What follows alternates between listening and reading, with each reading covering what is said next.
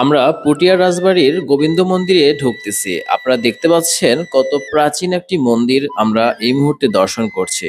হ্যাঁ বন্ধুরা, আমি আপনাদেরকে আজকে পটিয়া রাজবাড়ির এই গোবিন্দ মন্দিরটি সম্পর্কে জানাবো। তো চলেন আমরা ভিতরে যাই। আপনারা জানেন এই পটিয়া রাজবাড়ির গোবিন্দ মন্দিরটি একটি ঐতিহাসিক মন্দির। এটি মূলত একটি পঞ্চরত্ন মন্দির, যা বাংলার মন্দির স্থাপত্যের একটি সুন্দর নিদর্শন। মন্দিরটি 1823 সালে নির্মাণ কাজ শুরু হয় এবং 1895 সালে এই নির্মাণ কাজটি শেষ হয়। এটি বর্তমানে বাংলাদেশ প্রত্নতত্ত্ব অধিদপ্তর কর্তৃক পরিচালিত একটি প্রত্নতাত্ত্বিক স্থান। গোবিন্দ মন্দিরটি পুটিয়া রাজবাড়ির 6টি মন্দিরের মধ্যে সবচেয়ে কাছে অবস্থিত।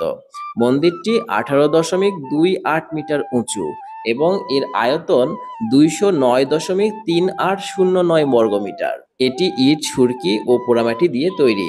মন্দিরটির 4টি ছোট কক্ষ এবং একটি মূল কক্ষ রয়েছে। এখানে 4টি খিলান প্রবেশপথও রয়েছে। মন্দিরের দেওয়াল ও স্তম্ভগুলোতে বিভিন্ন দেবদেবীর মূর্তি, যুদ্ধের দৃশ্য এবং ফুলের নকশা খোদাই করা আছে। আমার কাছে অনেকটা মনে হয়েছে দিনাজপুরের কান্তজি মন্দিরটার আদলেই এটা তৈরি। তবে এই মন্দিরটা দেখে আমার সবসময় মনে পড়ছে যে দিনাজপুরের কান্তজি মন্দিরের কথা। আপনারা কমেন্টে জানাবেন যে আপনাদের এই মন্দিরটা দেখে ঠিক কান্তজি মন্দিরের কথা মনে পড়ছে কিনা। আজকে এখানে ভক্তদের জন্য অনেক ভোগ রান্না হচ্ছে। আপনারা দেখতে পাচ্ছেন তারই আয়োজন চলছে এখানে। আজকের ভিডিওটি আপনাদের কেমন লাগছে অবশ্যই কমেন্ট করে জানাবেন। আর ভালো লাগলে আমাকে ফলো দিয়ে পাশে থাকবেন। পরবর্তী ভিডিওতে দেখা হচ্ছে। সেই পর্যন্ত সবাই ভালো থাকবেন।